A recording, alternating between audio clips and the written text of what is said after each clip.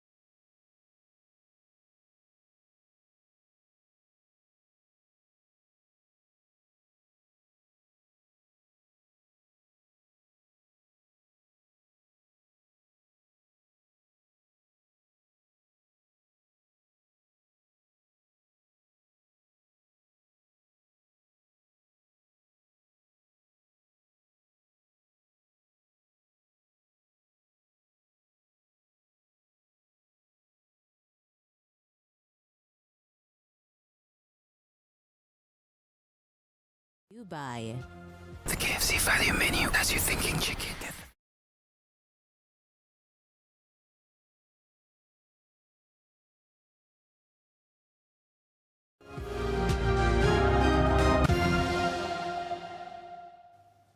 Welcome back to Primetime News, and again a special welcome to our viewers on TVJ International in the Cayman Islands and online at onespotmedia.com.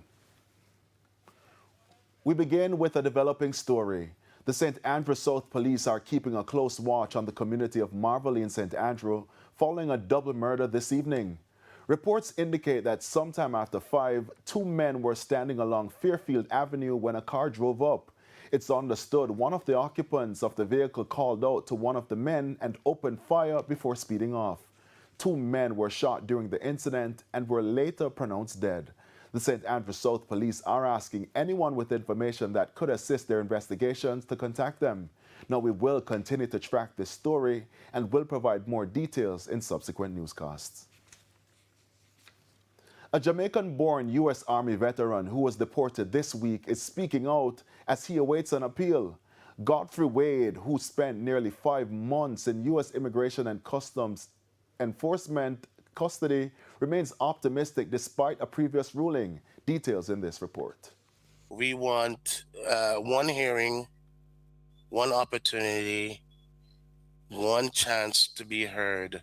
65-year-old Godfrey Wade in an interview with CNN outlining what he's hoping for as he awaits the outcome of his appeal for his immigration case in the United States. The 65-year-old U.S. Army veteran, who had lived in the U.S. for 50 years as a lawful permanent resident, was deported to Jamaica last week after an emergency stay of removal was denied. I'm not a criminal. I've worked and paid taxes all my life. His path to deportation began on September 13, 2025, when he was pulled over for failing to use a turn signal in Conyers, Georgia. He was arrested for driving without a license. Soon after, ICE detained him due to a 2014 removal order stemming from a 2007 bounce check and a 2006 simple assault charge. He addressed the issues. So in the effort to remove me from the home, which is our marriage home, a 911 call was called. There was no assault. Secondly, the fraudulent check was a bounce check that upon given notice that the check was bounced, I made full restitution to the tag office. And thirdly, the disruption of anything else was not correct. It's understood that the removal order was issued when Wade did not show up for a 2014 hearing he was not notified of, as they were sent to an old address. Attorneys say Court records show hearing notices sent to an address used by ICE were returned as undeliverable, and so he was unaware of the removal order until his arrest. The 65-year-old has been dealt a hard blow, but when asked whether he looked at the United States differently, absolutely not. I love this country. I am the ultimate Jamaican, as we would say. My children are American, my grandchildren are American, and I mentor hundreds, if not thousands, of American young people. And for me to respond differently would be an atrocity. I love this country and everything it stands for. We believe in the justice system, and we know they're going to do the right thing. with Wade now deported and his appeal pending, it's a waiting game for his legal team, as courts often prioritize cases of persons currently in the United States. The Police Federation has renewed its call for improved wages for rank-and-file members of the Jamaica Constabulary Force. The chairman, Sergeant Arlene McBean, while pointing to gains made, says commendations alone are not enough. The 2025-2026 fiscal year is slowly coming to an end, and already there have been discussions about wage negotiations. This was Chairman of the Police Federation, Sergeant Arlene McBean, at an awards ceremony in the St. Catherine South Police Division on Friday. We wish the Honorable Minister of Finance a Happy New Year and remind her that March 31st, 2026 would have been 1 year from the expected contract period of 2025-2027. In a dramatic moment, the chairman pulled out her own paycheck, addressing an issue which some police officers have long complained about. Sometimes when you look at this, there is nothing to buy your next meal for yourselves and your family. And we take it like a champ, and we go out, and we serve, protect, reassure. We go to the inner cities, we go in the gutters to look for the guns, to find the criminals. But when we look, the static movement is there looking at us. How will we fix it? The JCF has been hailed for the gains made, particularly the major reduction in murders. The government has publicly commended the security forces for their efforts, a point that has featured prominently in discussions. But Sergeant McBean, while acknowledging the commendations, stressed that it must be matched with tangible improvements in compensation. And we're grateful for the resources that the Jamaica Constabulary Force has received. But we would be even more grateful with a paycheck, a nice payslip that says poised for greater impact of an increased salary, poised for a greater impact of a further crime reduction, poised for a greater impact as we all increase in beauty, fellowship, and prosperity, and play our part in advancing the welfare of the whole human race. In the meantime, the government recently launched Flexi Work Week in the public sector. The Police Federation says they've yet to be consulted. You have to understand that those who contribute, serving and protecting and reassuring the citizens of Jamaica must be a part of that conversation. Head of the Area 3 Police, Assistant Commissioner Christopher Phillips, is sending a clear message to criminals to surrender themselves peacefully. ACP Phillips made the assertion following a tour recently where he expressed confidence that the area is positioned to achieve more improvements. Carrie-Ann Simpson has the details. With its high crime clear-up rate across the division last year, newly appointed Commander of Area 3 Assistant Commissioner of Police Christopher Phillips says the area is well positioned to achieve even more in the coming months. Speaking in an interview with TVJ News, ACP Phillips described last year's results as a clear indication that serious work has been done in Area 3. When we look on Manchester, with 35 murders last year, and they were able to clear 28 of those murders, a clear-up rate of 80%, and St. Elizabeth with 18 murders last year and cleared 15, with a clear-up rate of 83%, and Clarendon ended the year with 41 murders, with 42 cleared, 102% clear-up, the area having 90 clear up signals to me that serious work has been going on. Under his leadership, Area 5 saw significant improvements, with murders decreasing by 34% and shooting by 19%. ACP Phillips says the criminal network differs in Area 3 and it is not without its own challenges. However, he is anticipating significant gains. In the meantime, a warning to criminal elements across the division to peacefully surrender themselves. I'm not going to sit here and allow criminals to take over the communities in Area 3. We're going to be coming at these persons in a very serious way. Carrie Simpson, TVJ News. A strong warning to Jamaicans this evening not to consume uninspected meat. It follows a trend in unauthorized persons slaughtering animals that may have diseases. As we hear in this report, one veterinary public health inspector is advising the public that only licensed butchers are permitted to slaughter animals. In many communities, slaughtering animals for big events is common practice, but oftentimes the person slaughtering the animals is unlicensed and untrained.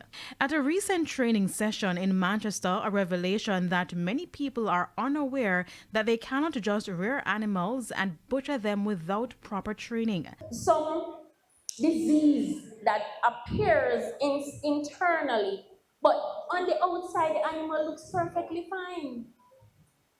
But there's a big turmoil going on the inside, and if you are not trained to identify those conditions, then you're running a risk for yourself and the persons who are consuming the meat. There's also a big thrust globally for us to put more monitoring on antimicrobial resistance. And there are cases where persons are slaughtering animals that have not met the withdrawal period after you've treated them. Veterinary Public Health Inspector in the Manchester Public Health Department, Tanisha Byfield, said a serious public health risk develops when untrained butchers slaughter animals. She pointed to cases where people can develop resistance to certain antibiotics because they consumed goat meat from an animal that was on the same drug. Say, for example, a goat have a respiratory problem. You take it to the vet gives an amoxicillin, for example.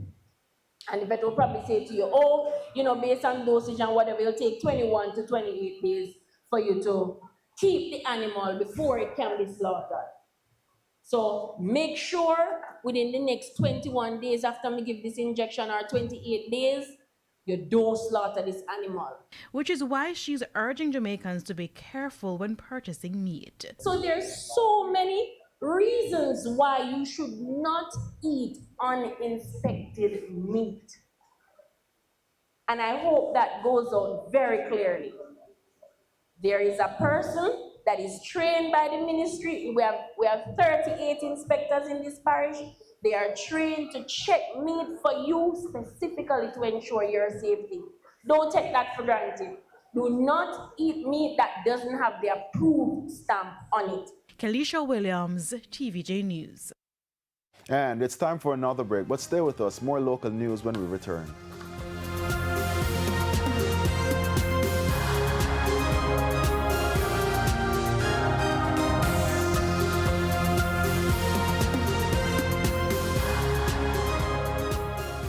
Coming soon.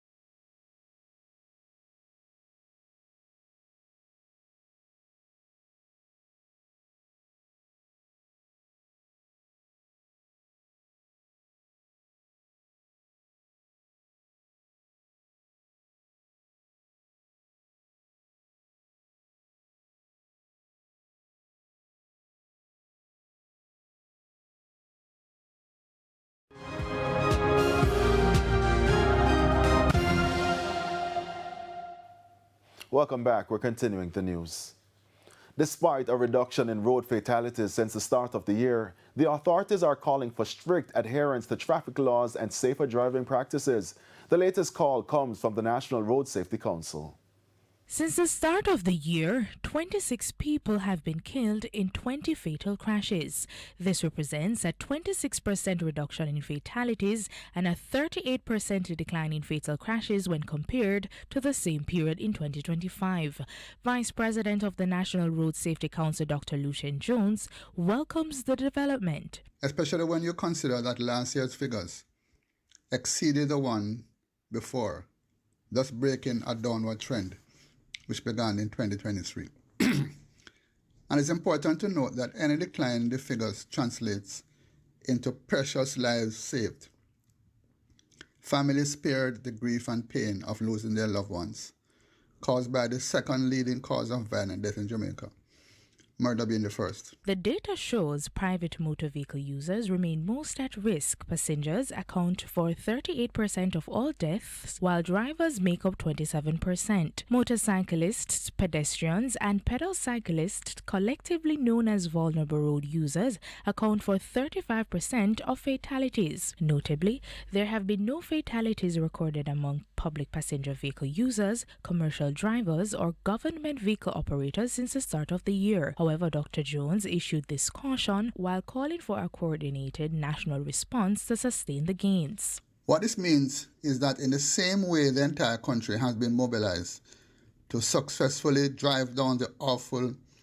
and unsustainable in a civilized society, murder rate, in like manner, because of the devastating effects on our national development, all hands need to be on deck to reduce and on a sustained basis drive down road fatalities and injuries. Meanwhile, Director General of Road Traffic at the ITA, Colonel Daniel Price, is urging Jamaicans to take collective responsibility for road safety, noting that every statistic represents a family in mourning. Deidre Thomas, TVJ News. And that's the local segment of Primetime News. News from overseas right after the break.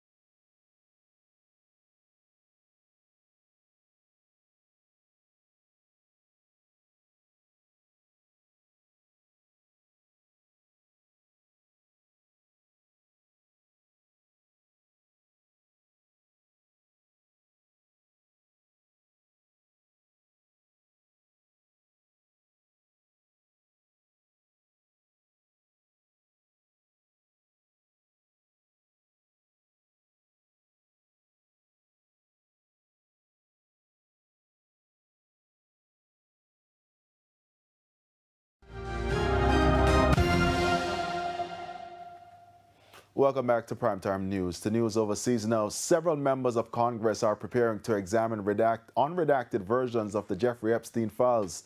A letter from the Department of Justice notes that members of Congress will be able to review the unredacted Epstein files at the DOJ starting Monday. There will be guidelines on how members will be able to look through the more than 3 million pages of content that has been publicly released. Lawmakers will have to give the federal agency a 24-hour notice. Congressional members will be given access to computers in a room and can only take notes. No outside electronic devices will be allowed inside. So far, a few Democratic representatives have already requested to view the unredacted materials. And the Primetime News package continues with sports right after the break.